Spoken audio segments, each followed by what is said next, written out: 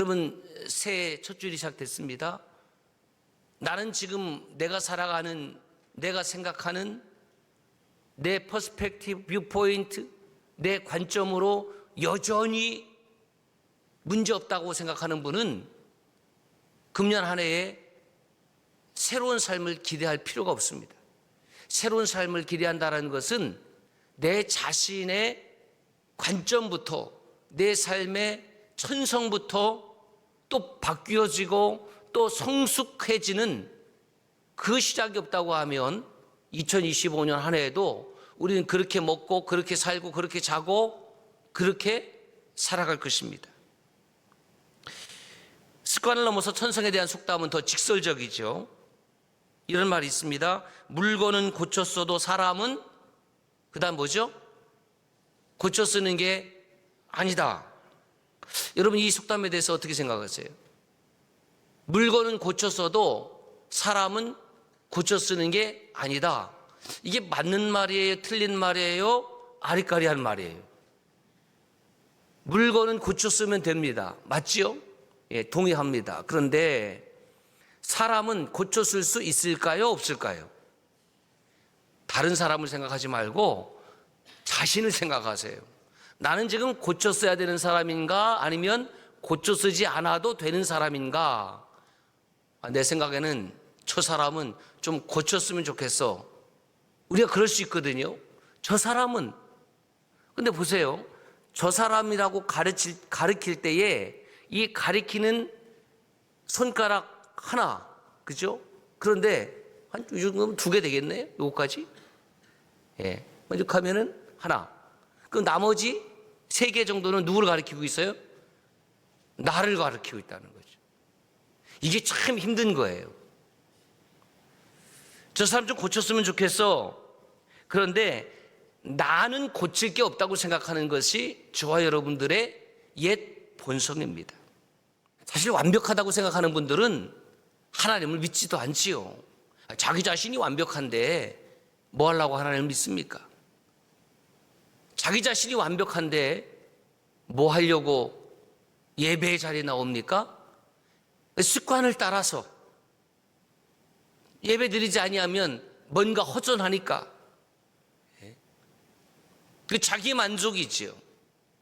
물론 예배를 드리면 하나님 주신 은혜가 있고 기쁨이 있습니다만은 그 이전에 저와 여러분들의 예배가 하나님의 기쁨이 돼야 되는 거예요. 하나님의 기쁨. 나는 어떤 사람이냐? 나는 고칠 필요가 없는 사람이냐? 여러분, 그렇지 않습니다. 고치고 또 고쳐도 내 안에 하나님 앞에 이를 때까지 완벽하게 100%의 모습이 없습니다. 그래도 또 고쳐야 되는 겁니다. 스스로 생각하기에 내가 어떤 사람인가? 1번, 잘났다. 예, 나 잘났다. 내 생각이 최고 바르다, 옳다. 2번, 그냥 그저 그렇지, 별로다. 예. 내가 나 자신에 대해서 실망할 때도 있다. 3번째, 나는 못났다. 여러분, 하나님 우리 존재에 대해서 어떻게 말씀한다고 제가 전했습니까? 저와 여러분들은 어떤 존재예요? 에노시, 예, 연약한 존재입니다. 깨어지기 쉬운 존재예요. 또 어떤 존재입니까? 카네, 갈대와 같아요. 마음을 확증하고 충성하기로 결심하고 믿음대로 살기로 결심했지만 흔들리는 갈대와 같이 왔다리 갔다리. 그 다음에 아바크, 먼지 같은데 저 태양계 차원에서, 우주적 차원에서 지구를 바라보면 푸른 점 하나인데 그 점 안에 사는 저와 여러분들은 정말 먼지 같은데, 그 다음에 툴라, 벌레 같은 야곱, 지렁이 같은 야곱, 내가 그런 존재인데 잘났다고 생각하든지 별로라고 생각하든지 못났다고 생각하든지 에노시 칸의 아바크 툴라, 이것이 저와 여러분들의 실존입니다. 실존이에요. 그래서 찬송가 214장에 이렇게 가사가 적혀 있어요. 나 주의 도움 받고자 주 예수께 빕니다. 그 구원 허락하시사 날 받아주소서. 내 모습 이대로 날 받아주소서. 내 모습 이대로 받아주소서. 그러면 저와 여러분들의 모습이 뭐 어마어마하게 훌륭해서 받아달라는 것이 아닙니다. 우리가 빌고 기도하고 예배하는 이유 중에 하나는 주의 도움을 받고자. 그러면 저와 여러분의 실존은 어떤 실존입니까? 내 힘으로만 안 된다. 내 힘으로 안 되는 거예요. 내 능력으로도 만으로는 안 되는 겁니다. 그래서 내 모습을 받아달라고 찬송을 했는데, 그럼 저와 여러분들의 모습이 그렇게 향기가 나고 그렇게 하나님이 받으실 만한 삶이냐는 겁니다. 그렇지 않지요. 그거 왜 이렇게 찬송을 하는 겁니까?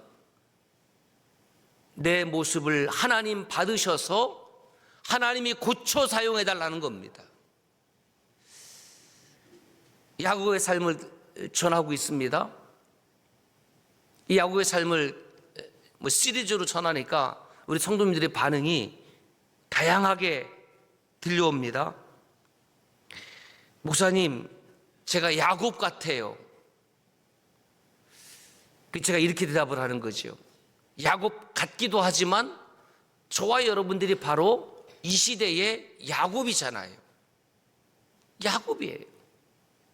내 안에 부족한 것도 있고, 내 이익을 먼저 생각하는 것도 있고, 잔머리 굴리는 것도 있고, 내 중심적으로 생각하는 것도 있고, 그 같은 게 아니라 저와 여러분들의 모습이 바로 야곱이 아니냐는 겁니다.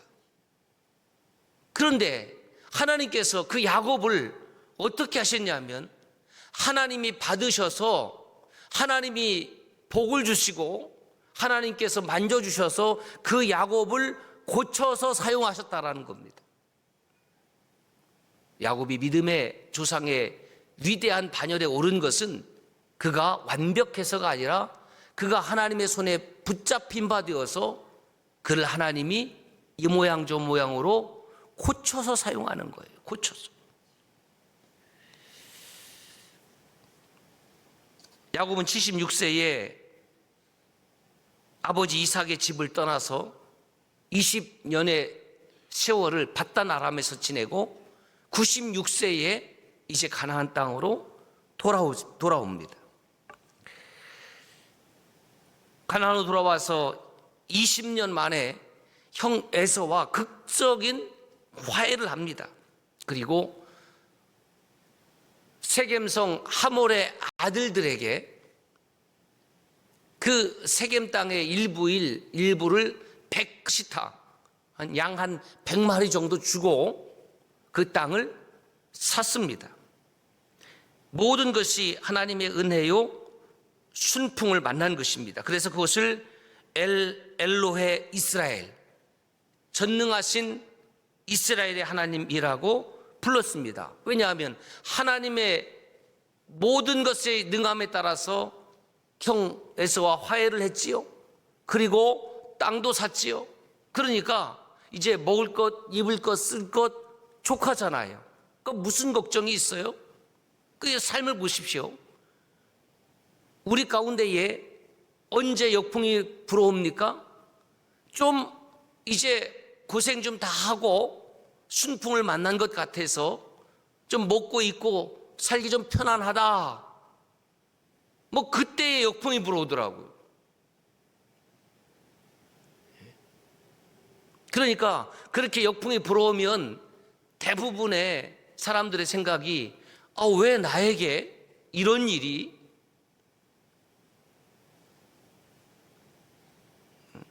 그걸 저희 가족들을 통해서도 제가 확인했습니다. 제 위로 누이가 있어요. 장권사님이라고 59년생이신데 아들, 딸 시집 보냈습니다. 그리고 그 세대가 그렇듯이 열심히 일해서 그 먹고 사는데 큰 지장 없게 그런 이제 살만하다라고 생각하는 순간에 암이 찾아왔어요. 그러니까 저한테 그러더라고요. 동생 목사님, 왜 나에게 이런 일이? 그래서 누님만 그런 것이 아니라 그건 저에게도 있을 수 있는 것이고 모든 인생들을 목회하면서 보니까 항상 좀 살만하면 그런 일들이 일어납니다. 그러니 왜 나에게만 이런 일이라고 생각하지 말고 나에게만은 아닙니다. 이 찾아오는 역풍이 무엇을 가리키는지를 보세요. 그리고 주님이 고요하라 잠잠하라 말씀하시면 그 역풍이 다시 순풍으로 바뀔 것입니다. 이건 제 말이 아니라 하나님의 말씀이니까 어떡하겠습니까? 우리는 주의 말씀 의지하고 기도할 뿐이지요. 여러분, 기도가 할 일 없어서 하는 것이 아니라 기도는 하나님의 전능하심을 믿는 자들이 할 수 있는 그리스도인의 특권이 기도예요. 예수 믿지 아니하면 역풍을 만나도 발만 동동동 구를 뿐이지 기도하잖아요.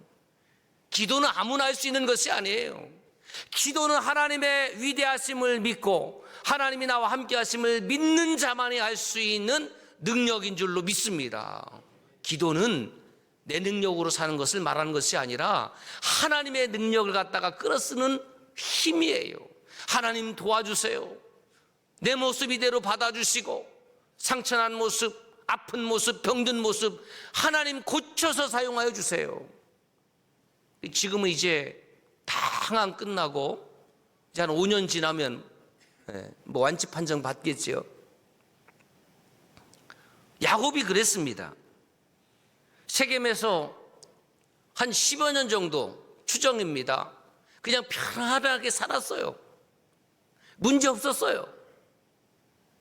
그런데 자기는 문제가 없었지만 하나님 차원에서 무슨 문제가 있었냐면 그 베델에서의 소원, 약 30년 전에 베델에서의 소원을 야곱이 여전히 이행하고 있지 않았다라는 겁니다.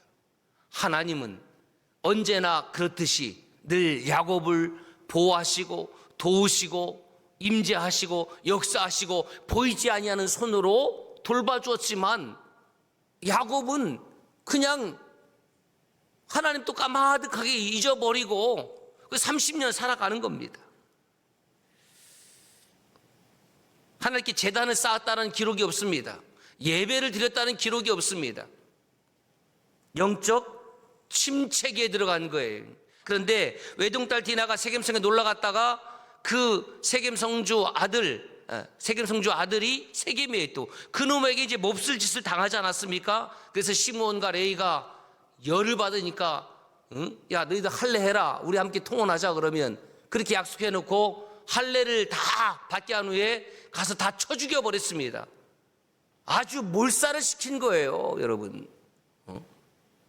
기가 막힌 피비린내나는 살육의 현장이 그 세겜성에 있었고 그 재산과 부녀자들을 다 약탈해서 종으로 잡아왔습니다. 야곱에게 또 한 번의 위기가 찾아온 것이죠. 그런데 야곱보다 급한 분이 있는데 누구냐면 하나님이십니다. 그래서 하나님은 또 기다리다가 다시 야곱을 찾아와 주십니다. 여러분, 이것을 아셔야 돼요. 저와 여러분들이 삶을 살아가는데 아무 문제가 없으면 내가 잘해서만 문제가 없는 것이 아니에요. 저 그런 줄 알았어요. 내가 잘해서만 문제가 없는 것이 아니라 하나님께서 나를 참을 때까지 참고 계시더라고요.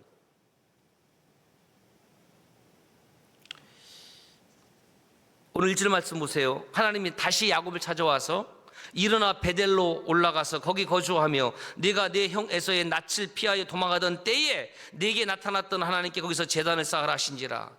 그러니까 이 어마어마한 삶의 위기를 겪고 난 그때에 더 이상 하나님이 야곱을 그냥 내버려 두실 수 없는 거예요. 저는 이게 은혜라고 생각을 해요. 하나님, 제멋대로 살 테니까 나 냅둬요.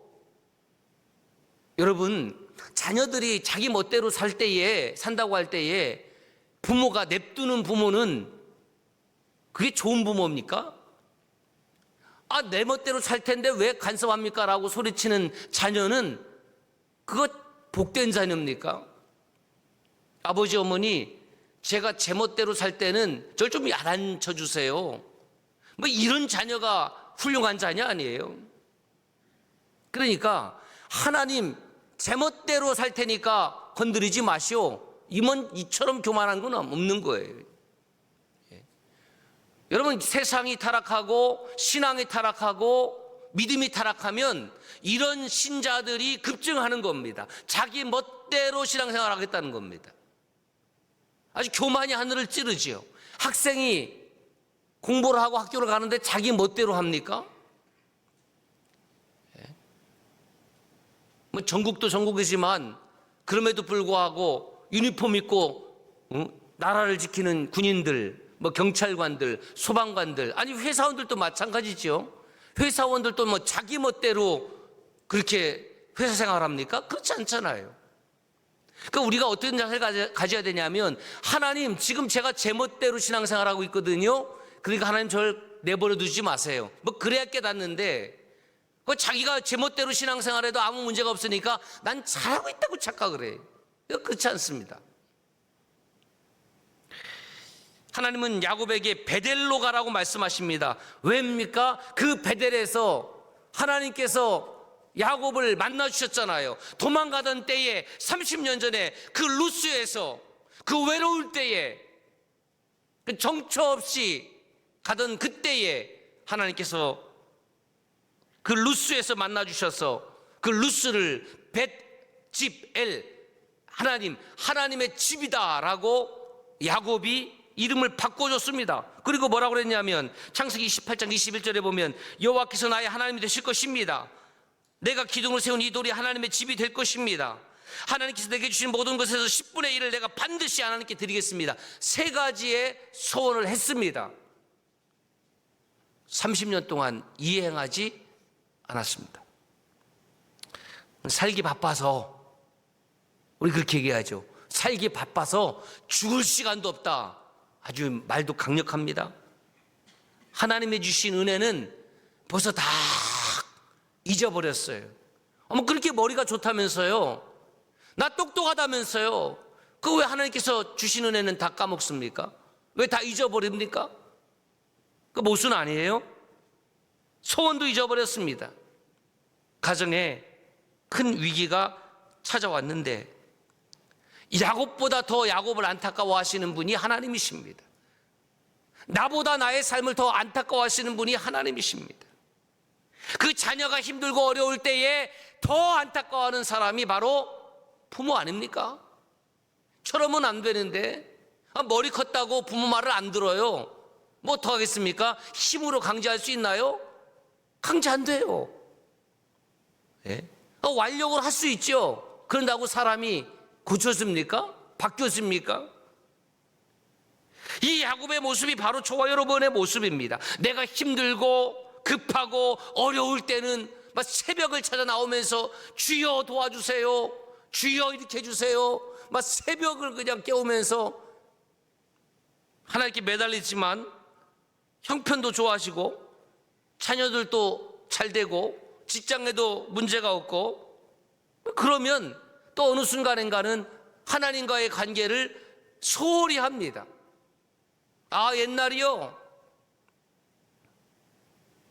오늘 우리 주변에 다양한 사정으로 믿음을 중단하고 영적 침체기에 빠져서 예배당을 멀리하고 유튜브로만 깔짝거리면서 쇼핑하는 그런 가난한 성도들, 디지털 노마드 크리스찬들이 수십만 명입니다. 수십만 명. 수십만 명.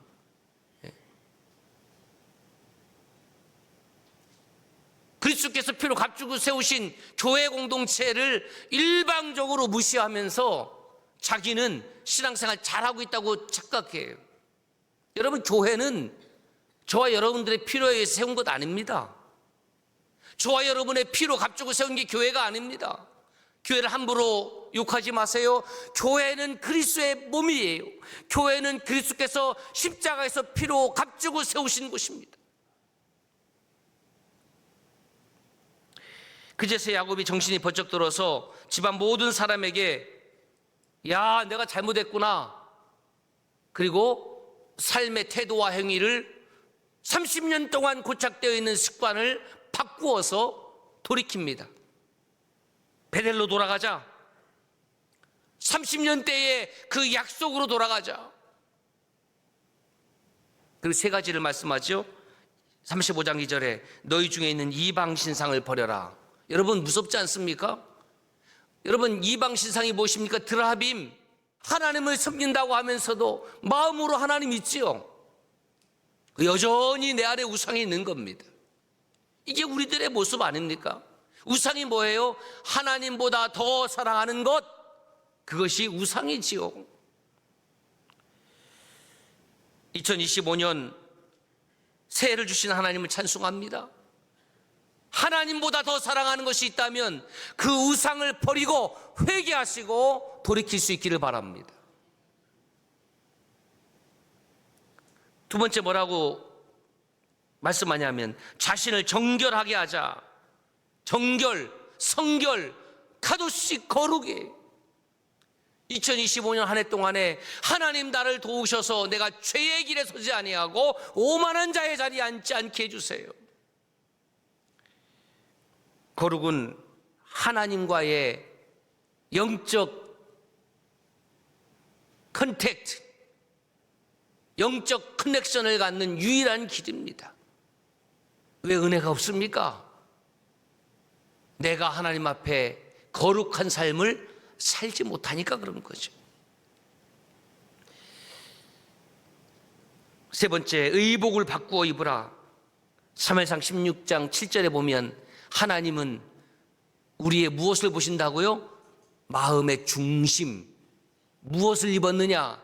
그거 보는 거 아니고 우리는 그것이 눈에 보이지만 하나님은 중심을 보신 하나님. 2025년 한 해에도 날마다 믿음의 옷으로, 의의 옷으로, 은혜의 옷으로 입는 저와 여러분들이 되시기를 바랍니다. 야곱은 베델로 올라가서 환난 날에 내게 응답하시며 내가 가는 길에 나와 함께 하신 그 하나님께 예배하겠다고 결단하는 거예요. 참 미련하죠. 이제서야, 그제서야. 그게 저와 여러분의 모습입니다. 그리고 상수리 나무 아래 모든 이방 신상과 귀고리들을 묻습니다. 베델에 이르러 제단을 쌓고 엘베델, 이스라엘의 하나님의 집. 다시죠. 엘베델이에요. 엘베델.